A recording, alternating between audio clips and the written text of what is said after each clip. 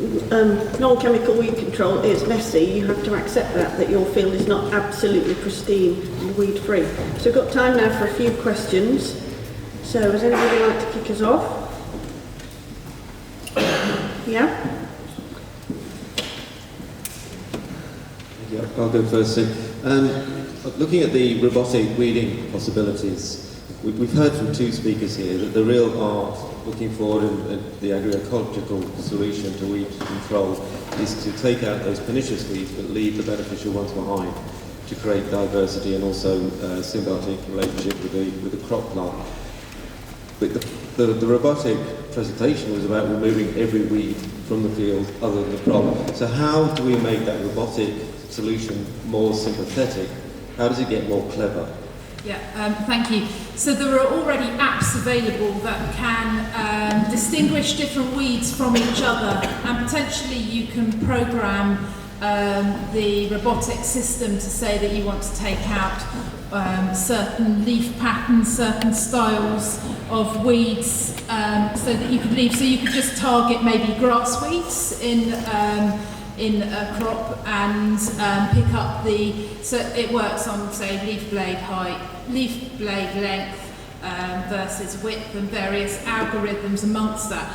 There's still a way to go there though, because, for example, some of the apps that are available, you put in something that you clearly know is chickweed and it comes out and it tells you that it's Phil Pennycrest or something like that. So, but that will improve, that's deep learning, and at the moment in Wageningen they are asking people to put in pictures so that learning process can happen and understand some of the diversity.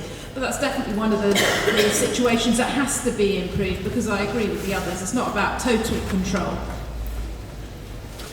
Stephen has a question over there. Thank you. A lot of the emphasis on the weed control was focused on both arable and vegetable production. Given that grass is by far our biggest crop in the United Kingdom, how applicable do you think sort of precision techniques and robotics are going to be in grassland systems? The very first robotic weeder I saw working was in grass. It was doing docks in grassland, and again that's on leaf patterns, and it's quite easy to pick out. Easier to pick out in a pure grass lay as opposed to a grass clover lay, where the difference, and it literally was a free roaming bot that went around and then screw augured out docks. So I think there's really important elements in there to pick up in grassland as well. It's just about pattern and identification. But of course the contrasts are different in grassland to what they are in row cropping, where you're using the contrast of the leaf against the soil, whereas in grassland you're having to use a different reflectance background to pick up the differences. We have a lady halfway down there, and you can go next.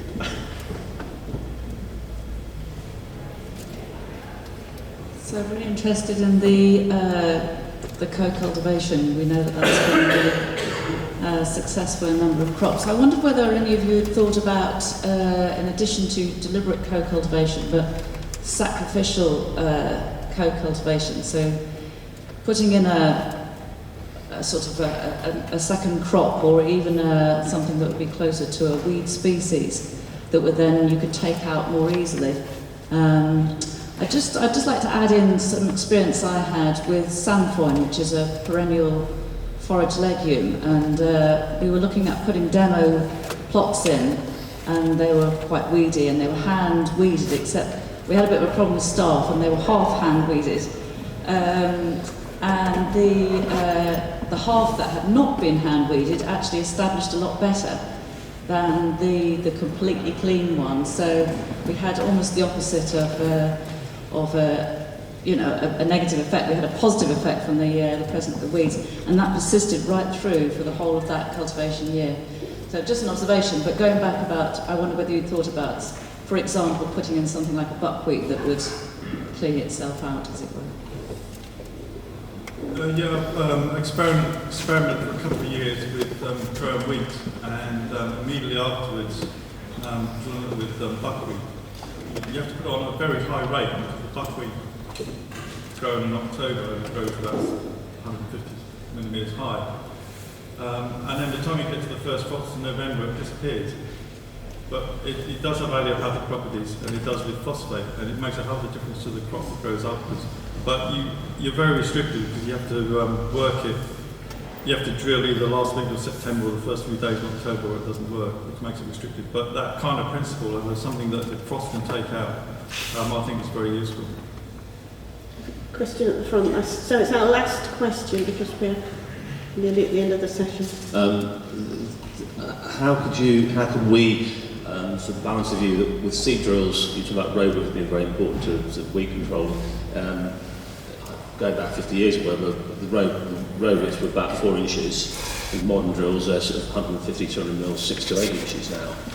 And we all know that more bare ground is not good for the soil, exposed to radiation, erosion from raindrop splash, and is also home for weeds. And yet, every modern manufacturer at Lamo last week had 150, 200 mil row widths. Can you comment on that? I think you have to know what you're going to start off with. So if you have the intention to mechanically weed, you've got to think, are you going to go with something like a harrow comb, where you can go to 15 centimetre rows, which lots of organic farmers are still using, and you can still have successful weed control. But if you want to go for something like a robo-crop, then you need to go for the wider row spacing. So it's about knowing your fields, anticipating what the problem's going to be, experimenting with can you get away with narrow weeds and less specific weed control. But I completely agree with what you're saying, and I think the answer is that, for example, weaving have now made an inter-row drill to go between maize, where the market demand's there.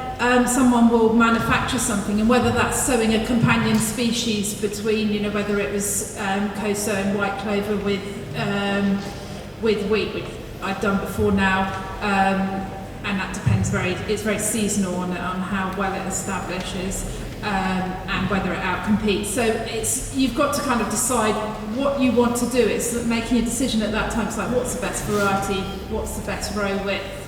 What's the best drilling date? They're all decisions and tools in your toolbox to get the system right. And maybe that you want to switch that around during your cropping system so that you don't favour always the same type of weeds. Right, well, thank you. We haven't got any time for any more questions. Map of ideas at the back, so write your ideas or whatever. You'll meet us all again in the barristers' room at 12 o'clock to 12.